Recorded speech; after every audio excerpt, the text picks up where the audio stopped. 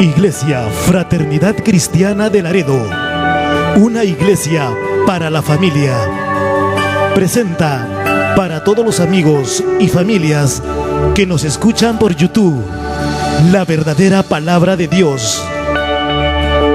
Te invitamos a nuestros servicios los jueves, montaña de oración a las 7 de la noche, y los domingos el culto de celebración 6 de la tarde. Visítanos en Segundo Carbonel, Manzana G, lote 16, Urbanización Centenario, Laredo, Perú. Iglesia Fraternidad Cristiana de Laredo, una iglesia para la familia.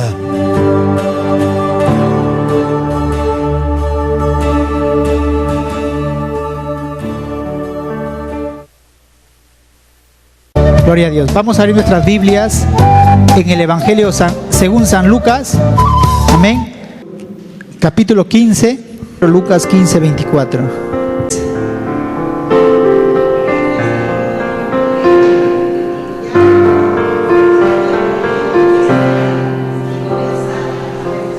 Gloria a Dios. Voy a orar. Amado Dios, te doy gracias en esta noche, Padre, por esta palabra, por este verso, Señor. Padre, queremos que tú nos hables, Señor. Queremos que tú, Señor, nos puedas ministrar en esta noche con tu preciosa palabra, Señor. A través de ella, Señor, tú nos puedas hacer entender, Señor. Y para todos los que nos escuchan, Señor, Padre, este mensaje, Señor, tú puedas hablarles en donde se encuentren, en donde estén, Señor, sea en otro país, en otro lugar, en otras dificultades, en otras circunstancias que están atravesando, que están pasando, tú les puedas hablar claramente, Señor, a través de esta palabra, Señor. Gracias, Espíritu Santo. Toca las vidas, Señor. Toca los corazones. Toca, Señor, las mentes. Reaviva, Señor, las almas. Sopla, Señor, en esta noche sobre cada espíritu, Padre, seco, reseco, sobre cada alma muerta, y dale vida, Señor. Oh, precioso Espíritu Santo, en esta noche glorifica a Jesús en esta hora, Señor. Gracias, Señor, en el nombre maravilloso de Jesús. Y el pueblo de Dios dice: tomen su asiento. Tomen su asiento. ¿Qué? No entendí nada. Gloria a Dios. Bueno, ¿cuántos están orando por mi persona? Amén. Pocos están orando. Yo sé quiénes están orando, y son pocos. Y yo quisiera que ustedes oren por mi persona. Amén. En verdad que muchas veces, para empezar, yo necesito mucho de sus oraciones de ustedes. Así como ustedes necesitan que yo domingo a domingo venga a predicar, yo necesito que ustedes oren por mí. Porque para predicar yo tengo que tener mucha paz. ¿En qué sentido? Emocional. Más que todo emocional. En mi vida, en todas mis cosas. Y me haría bien que ustedes oren por mi persona. Oren por mí. Amén. Así que si ustedes quieren que su pastor sea usado por Dios, que les dé alimento, como dicen, fresco, palabra, tienen que orar por mí. Eso les pido. Esa carga les dejo a ustedes. Amén. Gloria a Dios. Voy a hablar acerca, muchos días hemos escuchado, pero este es uno de los sermones bastante favoritos, bastante conocidos, acerca de la parábola del hijo pródigo. Pero yo voy en esta hora le he titulado la parábola del hijo perdido, y les voy a explicar por qué es la parábola del hijo perdido. Entonces voy a hablar un poco acerca de eso.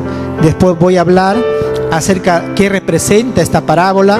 Voy a hablar después también acerca de esta parábola, etapas de cómo muestra, de cómo es una verdadera conversión, cómo es un verdadero arrepentimiento a través de esta palabra del Señor. Y después vamos a ver acerca de lo que Dios nos habla hoy día a través de esta palabra. Bueno, en primer lugar, la pregunta es, aquí que está en la Biblia, ¿quién es el hijo pródigo? Y al final vamos a ver que es un pecador perdido, un pecador. Muchas veces yo he escuchado, y aún leyendo otras de otros grandes siervos de Dios conocidos acerca de esta prédica, porque antes que yo nazca, antes que usted nazca, otros han predicado ya acerca de la parábola del hijo del pródigo, así que no es algo nuevo lo que yo voy a predicar, pero lo que yo he escuchado hace muchos años cuando me convertí al Señor y lo que aún se viene predicando es que están enseñando de una manera diferente a lo que dice la Biblia, y les voy a hablar acerca de eso. Muchos creen que como le llaman, el hijo pródigo, representa a un creyente que se ha ido al mundo, y como está en el mundo, llega un momento que esa persona tiene que volver nuevamente, como dice el redil, por eso el hijo pródigo. Entonces muchos creen que es un creyente carnal que se ha ido al mundo, y así que si él va a tener la oportunidad de un día regresar a la casa del Padre, y así más o menos lo predican evangelistas, maestros, comentaristas, grandes hombres de la palabra de Dios, aunque hay excepciones. Más o menos en el siglo XX se ha venido predicando acerca de eso, se ha venido predicando acerca de lo que representa el hijo pródigo, y muchas veces tiene que ver con decisiones. En la salvación del hombre Dios interviene, y muchas veces de una manera sobrenatural. ¿Qué es lo que sucede? Cuando uno predica, mucha gente pasa adelante y algunos se convierten, y es por obra del Espíritu Santo, pero mayormente la gente necesita un trato más o sea, no es tan fácil de decir vamos a orar la oración del pecador y ya automáticamente ya eres salvo. Muchas veces así hay innumerables testimonios de que gente que se ha convertido al Señor de esa manera, pero la gran mayoría no es así. Entonces, ¿qué es lo que sucede? Entonces, esa gente cuando viene a las cosas de Dios, después se aparta. Después se da cuenta de que no fue tan sencillo como le dijeron, que repita nada más, que el Señor te perdona y listo. Aunque el Señor sí te perdona. Me voy al sentido de que tal vez esa persona no fue un obrar de Dios. Esa convicción, entre comillas, que alzó la mano, y ¿cuántos alzan la mano y quieren aceptar a Cristo y pasa? No funciona muchas veces así. Entonces, ¿qué es lo que sucede? Esa gente a veces se van al mundo, ven las tentaciones, ven los placeres del mundo, los deleites del mundo, y se vuelven nuevamente. Y cuando se predica dice, bueno, tiene que venir porque un día aceptó a Jesús, y tiene que venir porque es un hijo pródigo. Más o menos así lo hemos enmarcado, y así lo hemos entendido por mucho tiempo. Pero yo voy a hablar acerca de eso. Muchos dicen, pero esto no habla de la parábola del hijo perdido, sino habla del hijo pródigo, de un cristiano que aceptó a Cristo, pero al final se va al mundo, pero nunca deja de ser hijo. Siempre es hijo, y va a volver nuevamente a los caminos de Dios. Y ¿saben una cosa, hermano? Eso no es tan así sencillo de hablarlo. No es tan sencillo. Bueno, Jesús, cuando Él estaba en la tierra, Él siempre comía con hombres pecadores. Él se juntaba con hombres pecadores. Y los fariseos siempre le criticaban, hablaban de Él. Y Jesús habló y dio 3 ejemplos, 3 parábolas. Y si usted lo puede ver ahí en el capítulo 15, algunos predicadores dicen que el capítulo 15 de San Lucas es la oficina de las cosas perdidas. Y el capítulo 15, si usted se da cuenta, tiene algo de verdad. ¿Por qué? Porque el capítulo 15, Jesús da 3 parábolas para responder a los fariseos qué decían ellos acerca de Él. Él comía, dice en el verso 15:2, y los fariseos y los escribas murmuraban diciendo, a los pecadores recibe y con ellos come. Era chocante para ellos que Jesús, siendo un profeta, el Hijo de Dios, santo, puro, sin mancha, se juntara con gente de baja reputación, con prostitutas, con gente que habían usufructuaban del pueblo con grandes ganancias en los impuestos, con gente que era despreciada en la sociedad. Jesús se juntaba con ellos, con los pecadores, y con ellos comía, con ellos les gustaba. Y Él decía, Jesús, yo no he venido por sanos, sino yo he venido por enfermos, enfermo del alma, enfermo del espíritu. Para eso vino Cristo. Yo quiero que en esta noche usted entienda eso. Muchas veces nosotros como cristianos ya no queremos juntarnos con otras personas que a veces están en el mundo. A veces los despreciamos también. Si no, me voy a juntar con ese pecador, con ese pagano, con ese impío. Y tenemos que recordar que Jesús vino por ellos. Amén. Y nosotros tenemos que pensar que nuestra oración, que nuestro esfuerzo, que nuestro testimonio, que nuestras palabras tienen que estar también dirigidas para que ellos vengan a Jesús. Y Jesús les dice que en cada una de estas parábolas les dice que Dios recibe y perdona a los pecadores perdidos. Habla de 3 cosas perdidas en este capítulo 15. Habla en el capítulo 15 del verso 3 al verso 7, habla de ovejas perdidas. Y del verso 8 al verso 10 habla de una moneda perdida. Y en el capítulo 11 al 32 habla del hijo perdido. ¿Se dan cuenta? Es el departamento de las cosas perdidas, el capítulo 15 de San Lucas. Las 2 primeras parábolas de las ovejas y la moneda tratan de una persona perdida siendo salva, igual que la tercera parábola. Y el punto principal es que Dios se regocija. Escúcheme bien, Dios se regocija cuando un pecador se arrepiente. ¿Cuánto dicen gloria a Dios? Dios se regocija cuando un pecador se arrepiente. Ese es el motivo de estas parábolas. No hay otra. Habla de una persona que está perdida, pero que está siendo salva a través del arrepentimiento. Y en Lucas 15:4 habla de perdido 8 veces. Dice, habla de un dracma, habla de una moneda, habla en el verso 6, en el verso 8, en el verso 9, verso 17, verso 24, verso 32 del capítulo 15. Y en el verso 4 dice: ¿qué hombre de vosotros, teniendo 100 ovejas, se pierde una de ellas, no la deja las 99 en el desierto y va tras las que se perdió hasta encontrarla? 8 veces habla acerca de perder, de algo perdido. Jesús está enfatizando claramente sobre lo perdido. Entonces, ¿qué representa esta parábola? Lo que hemos leído nosotros en el 15:24 dice de esta manera: porque este es mi hijo, muerto era y ha revivido, se había perdido y es hallado. ¿Qué está hablando? Que el hijo está muerto. ¿Muerto qué? Espiritualmente. Dice, ha revivido, se había perdido y es hallado, es encontrado. ¿De qué está hablando? De una persona perdida, de una persona muerta espiritualmente. Por eso ahí está el título, la parábola del hijo perdido. ¿Me están entendiendo? Está bien claro. Hubo una persona que esta persona engañó a su mujer y después cogió un arma y asalta un banco y la policía lo atrapa. Y él, estando en la cárcel, ya decía a la policía: yo soy una persona que soy salva. Y un pastor lo visita y dice: pero ¿cómo tú vas a ser salva? ¿Qué pasaría si Cristo viniera en el momento que tú estás asaltando con un arma el banco?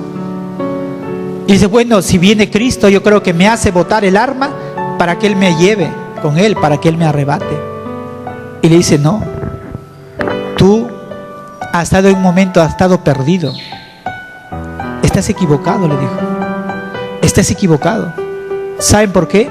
Porque hay mucha gente que al mal ha entendido que muchas veces que uno viene a la iglesia, acepta a Jesús, o pasó adelante, lloró y se fue al mundo, está en el mundo, en los placeres. Dice: no, yo soy salvo, haga lo que haga, porque yo tengo que volver nuevamente al Señor, dice. Y cuando tú le predicas la palabra de Dios: hermano, sí, yo sé que Dios me ama, yo sé que Dios es amor, algún día volveré, algún día yo voy a volver, yo sé que voy a volver. Dice: sí, yo sé, y yo sé que un día yo voy a ser predicador, me dijo. Y digo: hermanos, cuán tan fácilmente se engañan, porque han escuchado que muchas veces dicen, como ya una vez ya aceptaste a Jesús, ya estás en el mundo, haces lo que quieres, vienes a la iglesia y nuevamente. Y no es así, hermano, no es así. ¿Y sabe lo que sucede? Esta persona también había escuchado, así influenciada por ese pensamiento. Y le dijo: lee aquí. Y no quiso leerlo, léelo acá. Y lo leyó.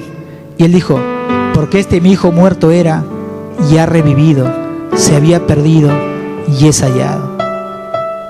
Pero eso no es lo que quiere decir ese pasaje. Y el pastor le dice, pero yo no te he dicho el significado, yo te he dicho solamente que tú lo leas. Y él estaba refutándolo ya, porque esto es claro. ¿Quién lo puede refutar? Si el padre está diciendo que su hijo había muerto y que se había perdido, ¿quién puede contradecirlo? Ahí está hablando el padre de este hijo perdido, o como muchos dicen, el hijo pródigo. Entonces yo quiero decirte, hermanos, que esta parábola, ¿qué representa? En esta parábola, cuando se habla acerca de hijo, no significa que él era salvo. Ahí viene la equivocación. Dice, y también un hombre tenía 2 hijos. Ya ves, dice, ahí está, ¿son hijos o no son hijos? Y dicen, además, tú nunca dejas de ser hijo. Si tú estás en el mundo pecando, tú nunca dejas de ser hijo. Hermanos, esta palabra hijo no significa que él era salvo, sino ilustra, escúcheme bien, ilustra a todos los pecadores con relación a Dios, el Padre, por medio de la creación, porque Él ha creado a toda la humanidad, ¿o no? Que pierden sus privilegios y que rechazan cualquier relación con Él, o sea, con Dios, prefiriendo una vida de pecado y satisfacción propia y egoísta en los placeres de este mundo. Eso es lo que significa, ¿me están entendiendo? Ahí está la relación de hijo, no de hijo de que como dice la Biblia, aquel tiene potestad de ser llamado hijo de Dios, aquel que acepta a Jesús. Pero aquí está hablando en un sentido de una relación a Dios como Padre, porque Él ha creado a todos. Por lo tanto, habla como hijos ahí en ese sentido. Él fue un candidato a la salvación cuando volvió en sí, recién ahí. Pero yo antes de eso, yo quiero hablar que esta parábola representa a Dios como un Padre a toda la humanidad y a toda la familia de Adán, que somos nosotros. No de mi hermano Adán, sino de nuestro primer padre Adán. ¿Me están entendiendo? Entonces esta parábola muestra cómo esta persona, este hijo perdido, fue convertido. Y así que yo les voy a hacer la historia para que ustedes lo puedan entender. Y dice, un hombre tenía 2 hijos, y el menor de ellos le dijo a su padre: Padre, dame la parte de los bienes que me corresponde. Y le repartió los bienes. ¿Sabes una cosa? Ahí en la cultura de aquel tiempo de los judíos, se daba la herencia cuando el padre moría, y el hijo mayor tenía las 2/3 partes de todo, y el hijo menor 1/3. Es decir, el hijo tenía que tener, ¿cuánto? Tenía que tener el 67%, y el hijo menor el 33%. Ahí está el 100%. Ese era el primogénito, tenía más. Pero ¿qué pasaba? Este joven un día coge y dice: papá, dame la parte de los bienes que me corresponde. Estaba insistente, estaba con un espíritu de rebeldía. Él ya no quería vivir bajo las normas, bajo las reglas del padre. Él quería vivir en un libertinaje. Él tenía imaginado su sueño de irse, de pasear, de parrandear, de salirse. Él era una persona que no ponía en discusión la existencia de Dios. Él era una persona que tal vez de pequeño su padre la había llevado a la escuela dominical. Pero un día le dice: papá, ¿sabes qué? Ya me cansé. Ya aquí yo no quiero estar en la casa, que a tal hora vienes, que si vienes tarde ya no abro la puerta. Está sujeto bajo la casa, el techo paternal. Y este hijo, yo creo que le estaba insistiendo al padre. Y el padre, por no hacerse problemas, porque él tenía que morir, también fue una falta de respeto de este hijo para con el padre. Porque tenía que pedir o reclamar la herencia cuando el padre muriera, no cuando estuviera vivo. Y era una falta de respeto. Es como si dijera: ¿por qué no te mueres? Para que me dé la herencia. Y le pidió al padre, y el padre no se hizo problema, lo reunió. Yo creo que le reunió: vengan para acá, te voy a dar a ti tanto, a las 2/3 partes, a ti 1/3, y ahí está. Pero ¿sabe cuál era la condición para cuando un padre, cómo era Dios sabio, para que los hijos recibieran la herencia, hermanos? Si era en vida, los hijos tenían que ver por los padres hasta que ellos murieran. Una vez que ellos murieran, disponían de todas las posesiones, de todos los bienes que su padre los había dejado. ¿Me están entendiendo? Ese era algo, hermanos, sabio. Pero este hijo, una vez que recibe todo, lo junta todo, vende todo. Porque yo creo que su padre le dio, hermanos, en propiedades, le dio su parte que les correspondía, dice, juntándolo todo. Vendió todo, juntó la venta y se fue, dice más adelante, dice, no muchos días después, juntándolo todo, el hijo menor se fue lejos a una provincia apartada. En otras versiones dice a una nación apartada, y ahí desperdició sus bienes y vivió perdidamente. ¿Qué estaba pasando? Este joven quería vivir de una manera independiente, ya no quería el control de su padre, y recibió la herencia, hermanos, antes de tiempo. Cogió el dinero y se fue lejos. Hizo todas las cosas que había imaginado. Hizo las cosas que todo lo que había soñado. Y dice la Biblia, desperdició sus bienes viviendo perdidamente. Y de ahí viene la palabra, el hijo pródigo. ¿Qué significa pródigo? Significa una persona disipadora. Significa una persona gastadora. Significa una persona que desperdicia su hacienda en gastos inútiles. Y ahí estuvo, hermanos, desperdició sus bienes viviendo perdidamente, con prostitutas, borracheras, cabaret, lugares de mala muerte, deleites del pecado. Hizo todas las cosas que él había soñado. Y dice la Biblia que cuando todo lo hubo malgastado, vino una gran hambre a aquella provincia y comenzó a faltarle. Era un mal administrador.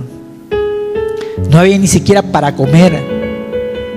Sus pecados, sus deleites no le habían dado satisfacción. Y esos, hermanos, yo creo que cada uno de nosotros que antes de conocer a Jesús hemos sido ese hijo perdido. ¿Cuándo nos identificamos? Yo me identifico con el hijo perdido. ¿Por qué? Porque antes de conocer al Señor hemos estado en el pecado, en los deleites.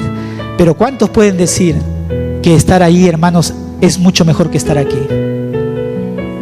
No, yo creo que no. Estar aquí es mucho mejor.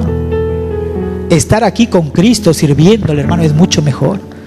Allá que había borracheras, malas noches, peleas, traición, adulterio, dificultades. Tomabas, lo gastabas, te deleitabas, bailabas. Corrían las cajas de cerveza, al otro día no había ni siquiera para un aguadito. La necesidad, los hijos sin ropa, mal vestidos, los que eran padres. Y hermanos, si nos damos cuenta de que no hay satisfacción en todo lo que nosotros hemos practicado en el mundo, no lo hay, no lo hay. Y este hijo, hermanos, perdido, hizo todo. Y se fue y se arrimó, dice, a uno de los ciudadanos de aquella tierra, al cual envió a su hacienda para asentar cerdos. Hermanos, cuando viene la necesidad, cuando viene la dificultad en nuestra vida, sea una enfermedad, sea la necesidad, es cuando nosotros empezamos a recapacitar.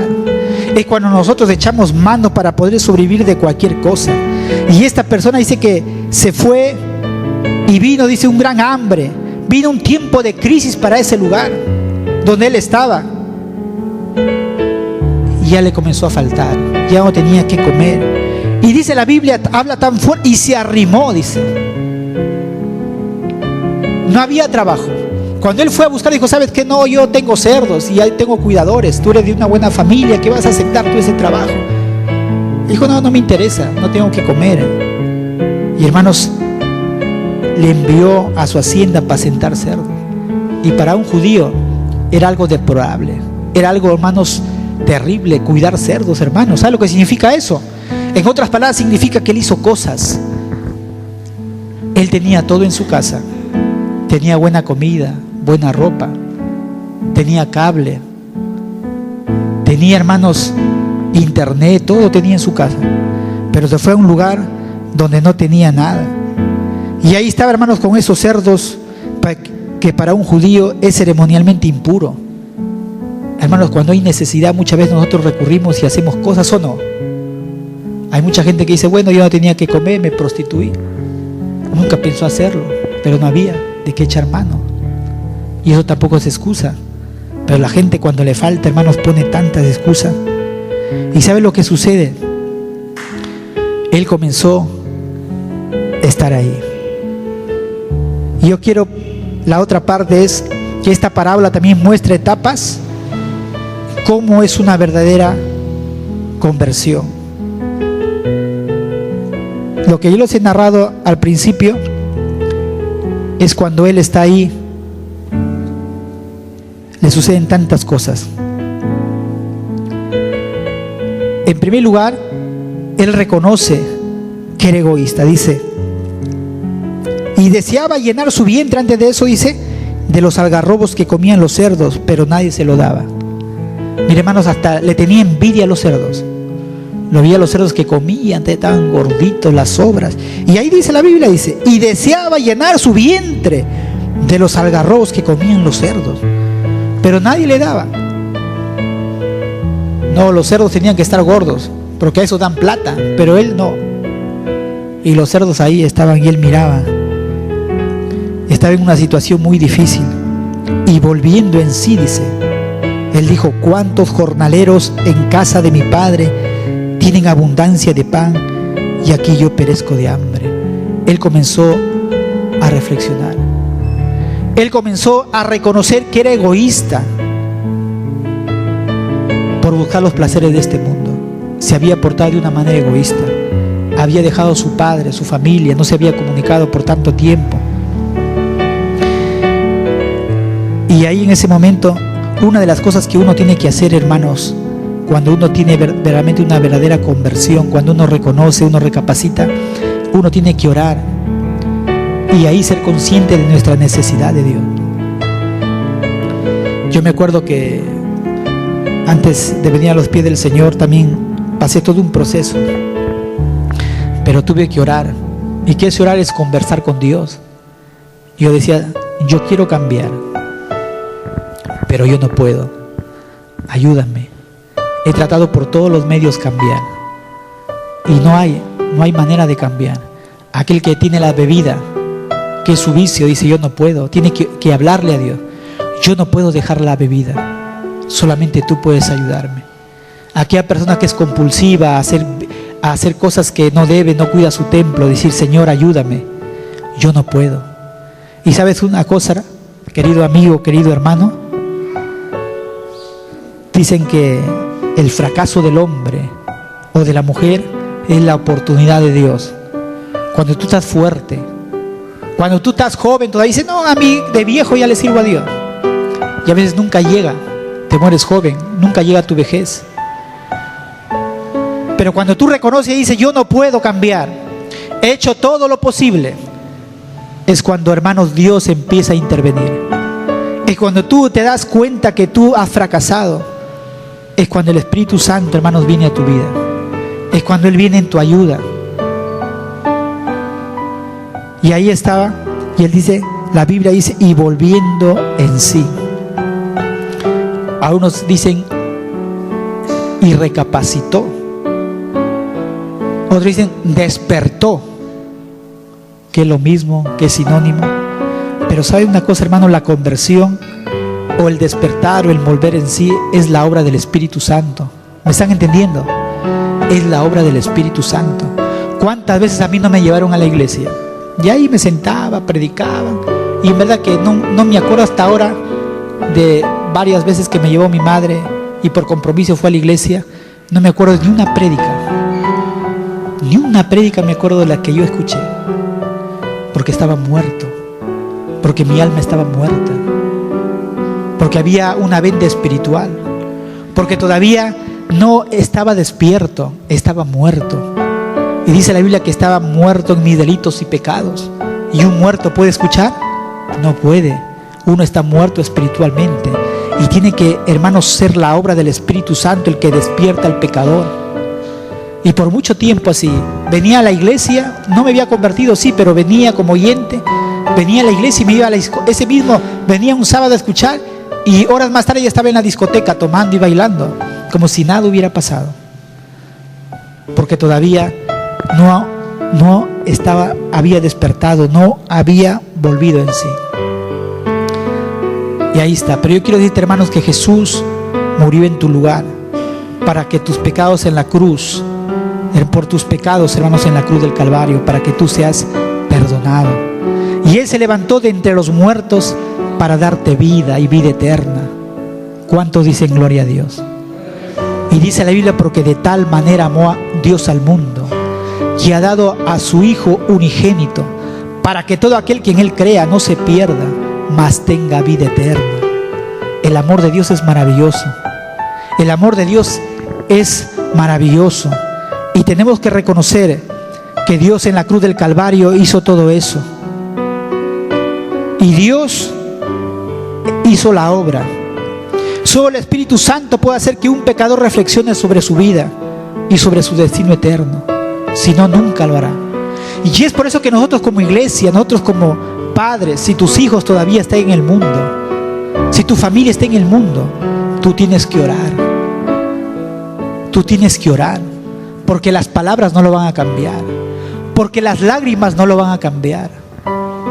El único que puede cambiar los corazones más duros es el poder del Espíritu Santo, a través de la oración de la iglesia, a través de la oración de la gente que está orando, que está intercediendo para que esta gente vuelva en sí. A veces el diablo dice que siempre podrá regresar.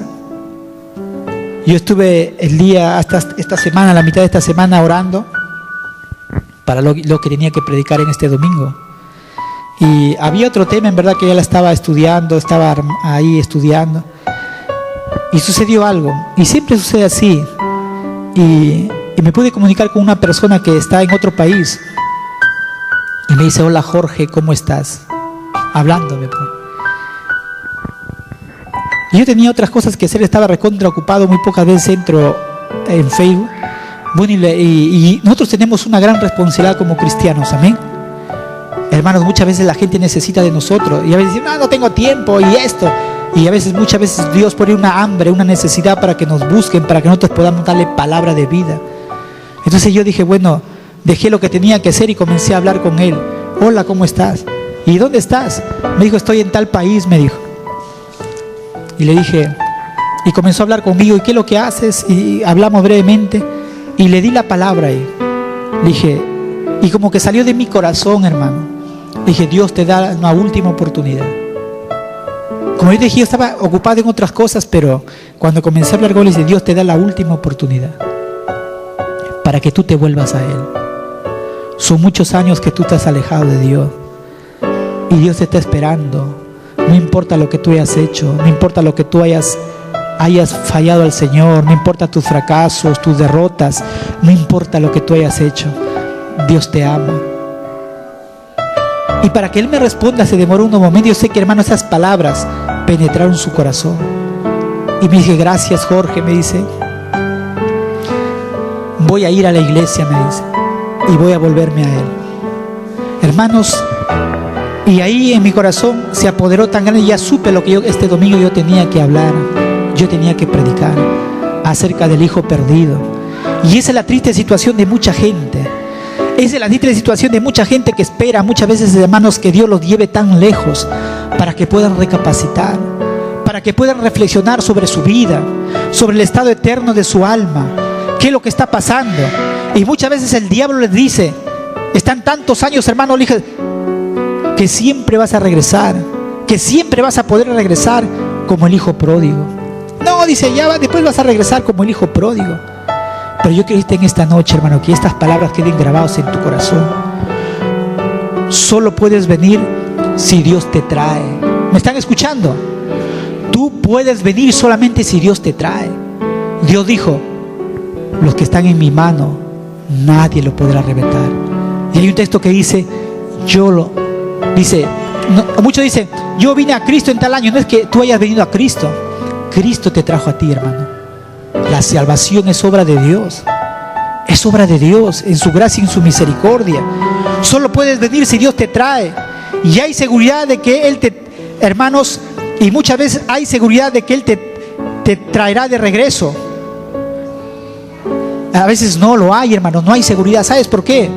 Porque si estás voluntariamente en el pecado, Él te podrá decir como en Oseas 4:17, Efraín es dado a los ídolos, déjalo. Ahí está en la palabra de Dios. Cuando tú, hermanos, estás en el pecado voluntariamente y dices, no, ya, de aquí el otro año ya me convierto, así que yo tengo una fiesta, tengo un bautizo, me voy a tomar.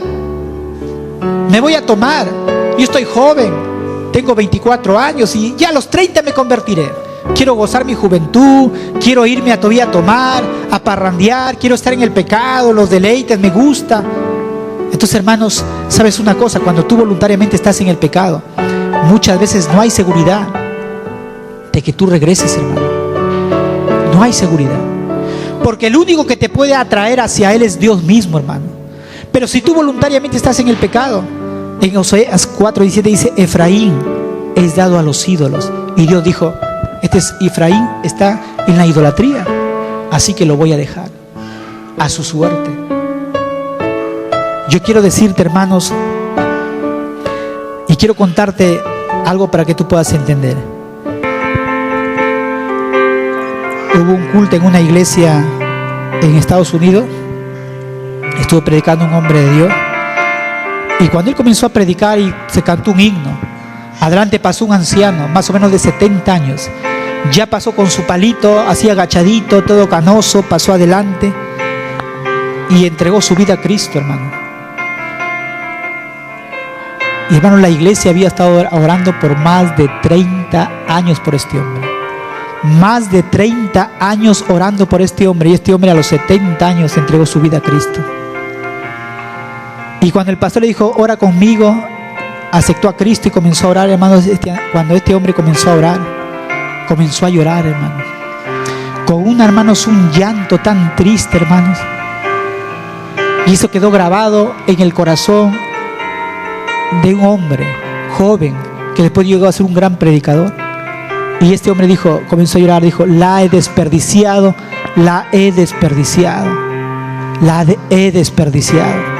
¿Sabe lo que había pasado, hermano? Él había tenido la oportunidad de poder haber servido a Cristo joven, hermano, a los 37 años, 35 años de su vida, todas sus fuerzas para el Señor, para servirle, para amarle. Porque la Biblia dice que para gloria de su nombre hemos sido, hermanos, salvados, hermano, para gloria de Él. ¿Y qué es lo que sucede cuando este hombre vino ya viejo? Hermanos, toda una vida malgastada, desperdiciada.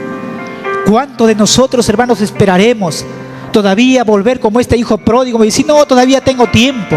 Y desperdiciaremos nuestra vida, hermano.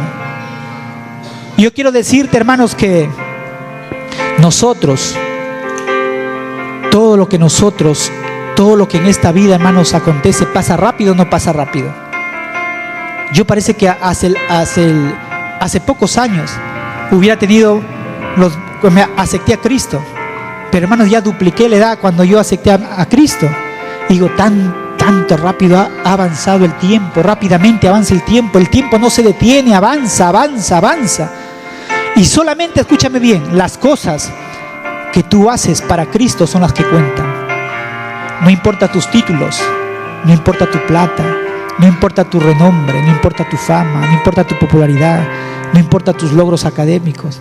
Solamente lo que tú hagas por Cristo, eso es lo que cuenta en la eternidad. Lo demás no vale para nada.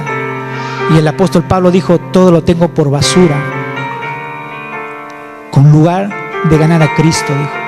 Y es por eso que yo los animo, queridos padres. Sus hijos sí, tienen que estudiar una profesión, pero también pongan en su cabeza, tienen que servir a Cristo, porque es lo único que cuenta, hermanos, en la eternidad. Y este hombre comenzó a llorar. Hermanos, puede el llanto sin cesar, puede la angustia, hermanos, sin cesar, puede la tristeza sin cesar, puede el dolor. Hermanos, ¿el pecado lavar? Les hago la pregunta.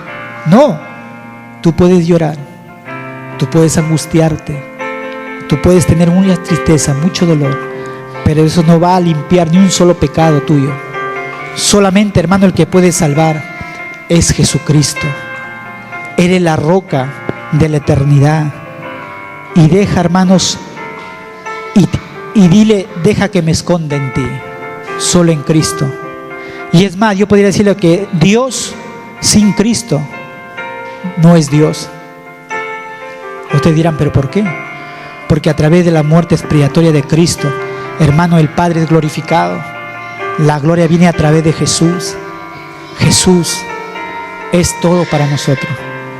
Por eso los testigos de Jehová, cuando predican del Padre, hermanos, sin Cristo es un evangelio que no salva a nadie, a nadie. Es un evangelio vacío, hueco, porque Cristo es el autor, hermanos, y el consumador de la fe. Solamente Cristo. Y yo quiero decirte en esta noche que tenemos, hermanos, que reconocer, y en Isaías 57, 21 dice: no hay paz, dijo mi Dios, para los impíos. Cuando uno está en el mundo, como este hijo perdido, no hay paz, no hay paz, no hay propósito. Yo personalmente en el mundo no he encontrado paz. Una vez que yo estuve en los caminos del Señor, puedo decir que gozo de paz. Tengo mis luchas, como todos, pero tengo una paz que las circunstancias no lo pueden cambiar. No lo pueden cambiar. Sea la muerte de quien sea la muerte de lo que más tú puedas querer en esta tierra. Hermanos, solamente Cristo es nuestra fuente de paz. Y si dejamos a Cristo, hermanos, no hay paz. No hay paz, dijo mi Dios, para los impíos, para los que dejan a Cristo. Dice: ¿por qué dejas a Jehová, fuente de agua vivas, y cavas, dice, para ti en cisternas rotas que no retienen el agua? Y es ilógico, hermanos, muchas veces nosotros cuando dejamos a Dios, le damos la espalda a Dios y nos volvemos a nuestras cosas del mundo, practicamos nuevamente el mundo. Es algo ilógico. Si Dios es todo para nosotros, tenemos que reconocer nuestros pecados como este hombre.